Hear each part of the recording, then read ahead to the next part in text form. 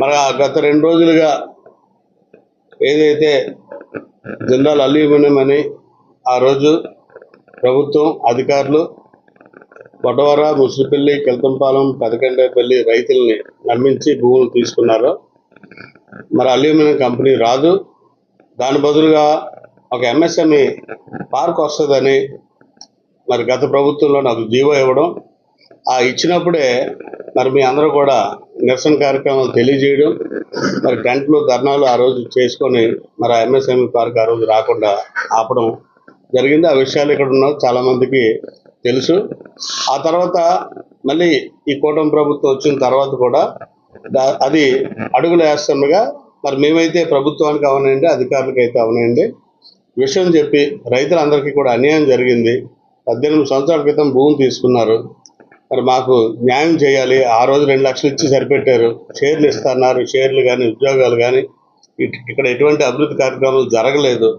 మాకు ఆ రోజు ఇస్తానన్న షేర్లు ఏదైతే 2,500,000 ఉన్నాయో ఆ డబ్బు ఈరోజు ఇస్తానన్నా అన్యాయం అని ఒక పక్క, చాలామంది మేము భూమి సాగు చేసుకుంటున్నా మాకు ఒక్క రూపాయి కూడా రాలేదని ఒక పక్క, మా భూములన్నీ కూడా ప్రభుత్వం జిందాల్ కంపెనీకి రిజిస్ట్రేషన్ చేసింది పిఓటి పేరు చెప్పి అని సుమారు 74 ఎకరాలకు సంబంధించి కొంతమంది రైతులు వాళ్ళకు ఒక్క రూపాయి కూడా అందలేదని వాళ్ళొక పక్క, మేము భూములు సాగు చేసుకుంటున్నా కానీ మాకు ఎటువంటి పరిహారం రాలేదని కొంతమంది, మేము తాటిపూడి నిర్వాసితులు మాకు మళ్ళీ మమ్మల్ని నిర్వాసితులు చేశారని కొంతమంది, గత సంవత్సరం కాలంగా మరి నిరసన కార్యక్రమాలు అయితే అవనండి, మరి ప్రతి వారం కూడా గ్రీవెన్స్ తెలియజేయడం, అలాగే ఒక రాష్ట్రంలోనే కాదు దేశ రాజధానికి కూడా వెళ్ళి జంతర్ మంతర్లో ధర్నా చేయడం, అలాగే ఎన్సీ ఎస్టీలోని హ్యూమన్ రైట్స్కి కమిషన్లు పెట్టడం, మరి కమిషన్ కూడా ఇక్కడ ఉన్న అధికారులను పిలిపించి మాట్లాడడం అన్న విషయాలన్నీ కూడా మనందరికీ తెలుసు. అయినప్పటికీ కూడా ప్రభుత్వం కూడా ఒక మంచి ఆలోచన చేసి ఈ సమస్య ఎలాగైనా తీర్చాలి, అభివృద్ధి కార్యక్రమం ముందుకు తీసుకెళ్లాలి ఎంఎస్ఎంఈ పార్క్ అని చెప్పి మన జిల్లాలో పెద్దలు, అలాగే ఎవరైతే ఇన్ఛార్జ్ మినిస్టర్ గారు అనిత మేడం ఉన్నారో వారు కూడా ఇప్పటికి మాతో కనీసం 4-5 సార్లు చర్చలు జరగడం జరిగింది.